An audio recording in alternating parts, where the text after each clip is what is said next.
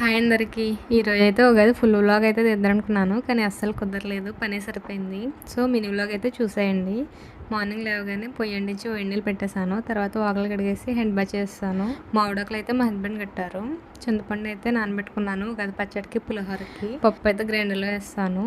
గారెలు బూరెలు వేద్దారని మా అత్తయ్య అయితే వేశారు. ఇంకో ఉగాది పచ్చడి అయితే మా హస్బెండ్ చేశారు.